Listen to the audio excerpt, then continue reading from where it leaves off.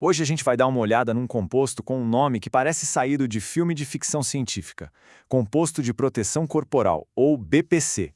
Ele tem sido alvo de alguns estudos bem fascinantes, e a gente vai mergulhar nesses dados para entender o que a ciência já descobriu sobre ele. A história toda do BPC começa com uma pergunta. Uma pergunta bem provocadora, na verdade.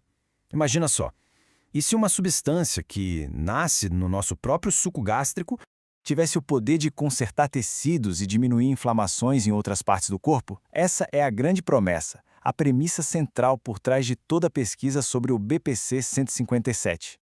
Ok, então vamos fundo nisso. Para a gente começar, é preciso entender o que é essa molécula afinal.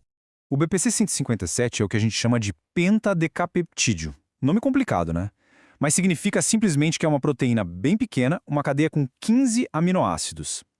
Ele é, na verdade, um pedacinho de uma proteína maior que a gente encontra no nosso estômago. E o que chama a atenção dos pesquisadores, o que é super interessante, é a estabilidade incrível que ele tem.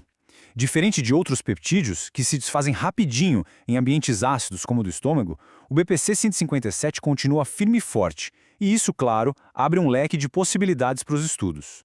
E tá aí uma imagem da estrutura dele. Cada pedacinho dessa cadeia complexa tem uma função, e é essa sequência toda amarradinha que os cientistas estão quebrando a cabeça para entender e descobrir quais são seus efeitos no corpo. Beleza, agora vamos para o primeiro teste de fogo do BPC 157. E olha que curioso, um dos primeiros lugares que eles foram testar foi na saúde da boca. Mais especificamente, na periodontite. E periodontite, olha, não é brincadeira. É uma inflamação bem séria que não afeta só a gengiva. Ela leva à perda do osso que segura os dentes no lugar. Por isso mesmo, é um cenário perfeito para testar um composto que, supostamente, combate a inflamação e ajuda na regeneração. Certo, e como é que os cientistas fizeram esse teste? O método foi bem direto. Primeiro, eles provocaram a periodontite nos ratos. Amarraram um fiozinho de seda na base do dente para causar irritação e juntar bactérias. Depois eles trataram um grupo desses ratos com o BPC 157, uma vez por dia durante 12 dias. E no final, mediram tudo, os sinais de inflamação e o quanto de osso tinha sido perdido. E o resultado, cara, foi impressionante. O tratamento com o BPC 157 mostrou um efeito anti-inflamatório muito forte.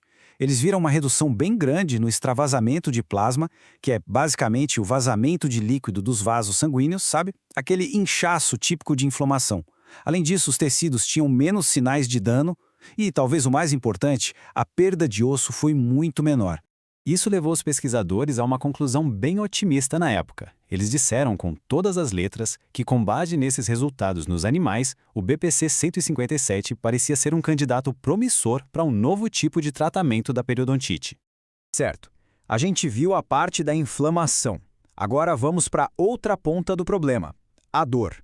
Um estudo mais recente, lá de 2022, foi investigar se o BPC 157 também mandava bem como analgésico, especificamente naquele tipo de dor que aparece depois de um corte, de uma cirurgia.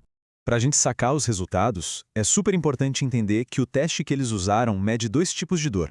Pensa assim, a fase 1 é a dor imediata, o ai na hora da picada, a resposta direta do nervo. Já a fase 2 é aquela dor chata, que fica latejando depois, uma dor mais ligada à inflamação e que envolve o sistema nervoso. E quando a gente olha para o gráfico, a coisa fica muito clara. O BPC 157 diminuiu bastante a dor da fase 1, aquela dor aguda imediata. Só que ele não fez quase nada na fase 2, a dor inflamatória que vem depois. Um contraste bem grande com a morfina, que, como a gente já espera, apaga a dor nas duas fases. O que isso quer dizer na prática? Quer dizer que o BPC 157 parece funcionar de um jeito bem diferente dos analgésicos mais fortes. O efeito dele na dor é rápido, mas dura pouco, e parece agir mais no local da lesão. Não é como a morfina, que age no sistema nervoso central. Isso já dava uma pista de que os principais benefícios dele talvez estivessem em outro lugar. E é aqui que as peças começam a se encaixar.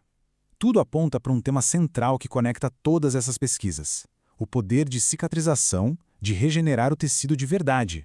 E para colocar mais lenha nessa fogueira, uma tese de doutorado novinha de 2023 reforçou essa ideia. Dessa vez, os pesquisadores olharam para a periodontite apical, que é uma inflamação bem na pontinha da raiz do dente.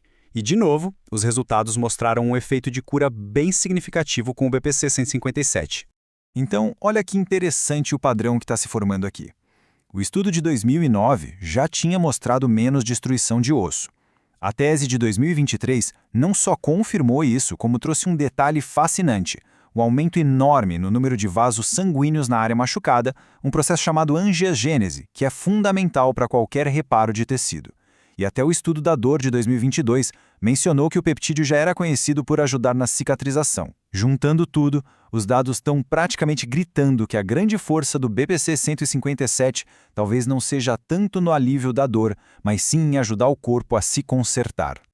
Ok, até agora tudo parece incrível, né? Mas agora vem o choque de realidade.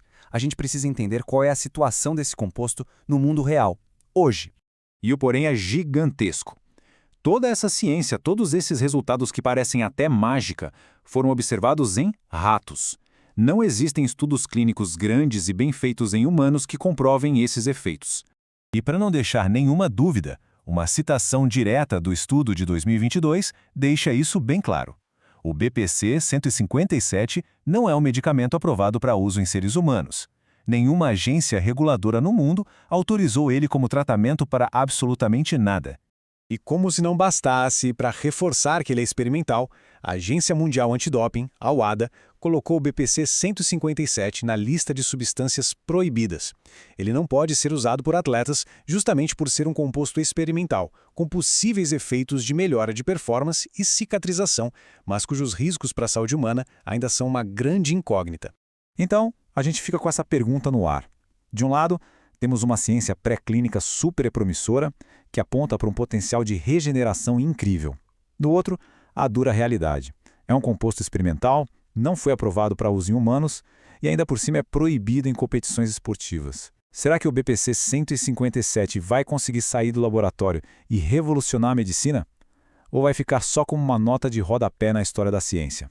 A resposta ainda está para ser escrita.